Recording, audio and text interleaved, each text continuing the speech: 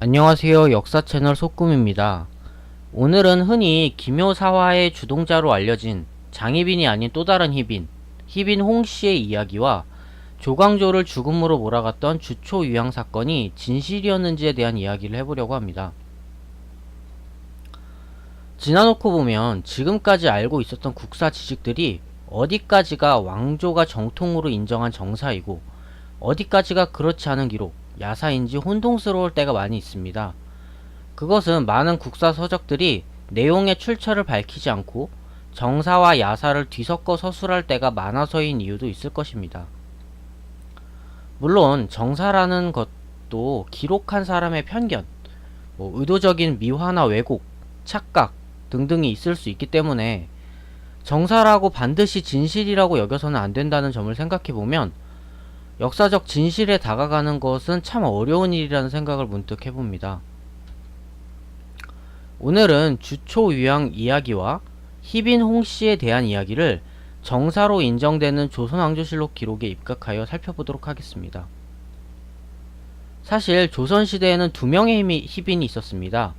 우리가 흔히 장희빈이라고 부르는 복희자를 쓰는 숙종의 빈 희빈 장씨도 있었지만 빛날 희자를 쓰는 중종의 빈 희빈 홍씨도 있었습니다. 희빈 홍씨와 관련해서는 많은 분들이 알고 있는 스토리가 있는데요. 희빈 홍씨가 시녀들을 시켜서 나뭇잎의 꿀로 주초위왕이라는 글씨를 쓰게 하였다라는 이야기인데요. 주초위왕에서 앞에 두 글자 주초 두 한자를 합쳐보면 조가 되고 위는 할위, 될 위 자이고 왕은 임금왕 자이기 때문에 즉 주초위왕이라는 말은 곧 조씨가 왕이 된다라는 이야기이고 여기서 조씨는 조광조로 해석이 가능할 것입니다. 당시 조정에서 조광조의 위상은 대단한 상황이었는데요. 조광조를 중심으로 한 사림은 언론 3사와 승정원, 성균관, 춘추관을 두루 장악하였고 많은 유생들이 조광조를 칭송하고 절대적인 지지를 보내고 있었던 것인데요.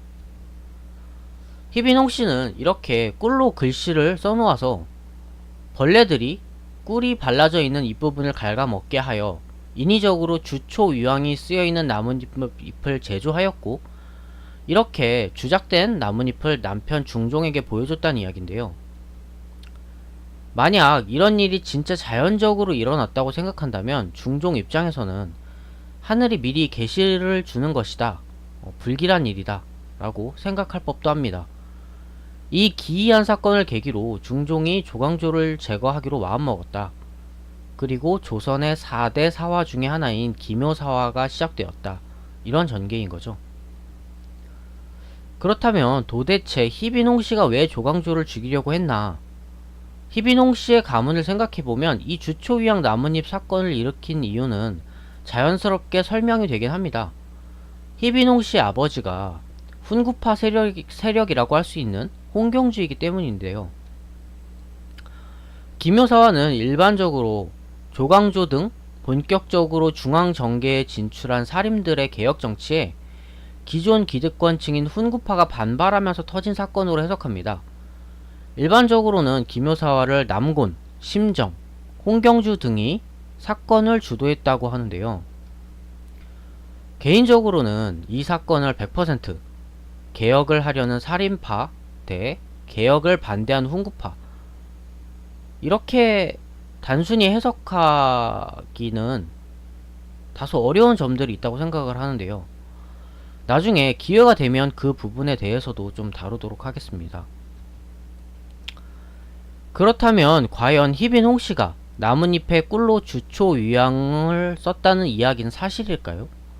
아까 말씀드린 것처럼 정사인 조선왕조실록의 모든 기록이 사실이라고 보기는 어렵겠습니다만 정사로 인정받는 실록에 위와 같은 내용이 정말 존재한다면 아무래도 이 이야기에 대해 조금은 더 신뢰할 수 있을 것인데요. 일단 결론적으로 말씀을 드리면 사건이 일어났던 당시의 기록, 그러니까 조선왕조실록 중종실록 부분에는 위와 같은 내용이 기록되어 있지 않습니다. 주초위왕에 대한 언급은 한참 지난 후에 편찬된 선조실록이나 현종개수실록의 기록이 보이는데요. 선조실록에서는 주초위왕 나뭇잎을 제작한 것이 기묘사화를 주도했던 또 다른 사람 남곤이라고 기록하고 있습니다. 희빈홍씨가 아닐 뿐더러 과정도 조금 다른데요. 선조 1년 1568년 9월 21일 기사입니다.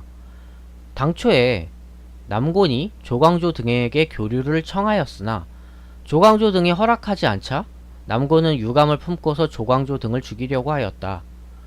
이리하여 나뭇잎에 감즙을 갉아먹는 벌레를 잡아 모으고 꿀로 나뭇잎에다 주초위왕 네 글자를 많이 쓰고서 벌레를 놓아 갉아먹게 하기를 마치 한나라 공손인병이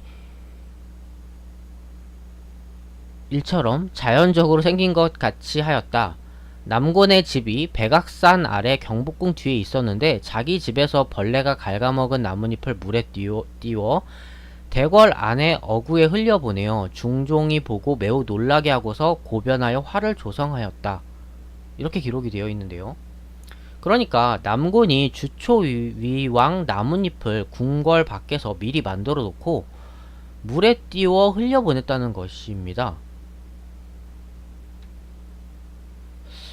그러니까 지금 방금 보신 기록을 보면 희빈홍씨의 그 주초위왕 이야기와는 좀 많이 다른 이야기가 적혀 있는 것인데요.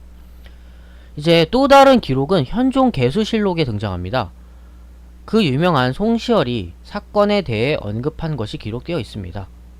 송시열은 당시의 일을 반정 공신들은 대부분 교만하고 멋대로 구는 일이 많았습니다. 광조가 개연히 그들의 숙청을 자신의 책임으로 여기자 못된 무리들의 시기와 질투가 이미 심했습니다. 심지어 그들은 궁의 하인과 짜고 궁궐의 숲을 나뭇잎 위에 주초위왕이라는 글자를 써놓아 현혹시키는 계책으로 하였으며 또 희빈의 아비 홍경주와 서로 안팎이 되었습니다. 라고 언급하였는데요. 송시열이 언급한 내용은 지금 많은 분들이 기존에 알고 있었던 내용과 거의 일치한다고 할 수 있겠습니다. 송시열이 언급을 하고는 있지만 이 기록은 중종시대를 한참 지나 임진왜란, 병자호란을 모두 거친 18대 현종시대의 기록입니다.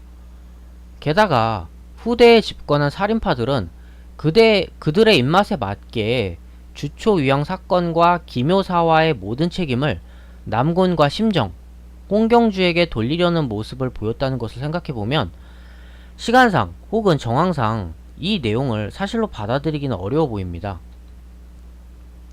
하지만 주초위왕 나뭇잎 사건이 사실이었든 아니었든 기묘사화에서 중요한 역할을 했던 것이 중종의 장인인 홍경주와 남곤인 것은 사실이긴 합니다. 따라서 홍경주의 딸인 희빈홍씨도 이 사건과 관련이 있을 개연성은 충분히 있다고 할 수 있겠습니다. 그렇다고 한다면 조선에 있었던 두 희빈을 가진 두 여인은 모두 조선의 피바람을 불러온 후궁이 되는 셈인데요. 참고로 주초위왕 나뭇잎 사건이 정말 과학적으로 가능한 것인가에 대한 실험이 최근에 있기도 하였습니다. 2017년에 인하대 민경진 교수님 연구팀에서 주초위왕 사건이 역사적 사실인지 확인하기 위해 2015년 5월부터 7월까지 2달간 관악산 일대를 찾아 나뭇잎 뒷면에 임금 왕자를 써두고 곤충의 섭식 여부를 조사하는 실험을 진행하였는데요. 민 교수팀은 분석 결과 어떤 나무에서도 왕자가 새겨진 경우를 발견하지 못하였다고 밝혔습니다. 이 실험과 관련하여서 조금 더 자세한 내용이 궁금하신 분들은 민경진 교수님의 연구 논문을 참고해 보시는 것도 좋을 것으로 생각됩니다. 지금까지 역사 채널 소꿈이었고요. 다음 시간에는 더 좋은 컨텐츠로 찾아뵙도록 하겠습니다. 영상을 끝까지 시청해주신 분들 모두 감사합니다.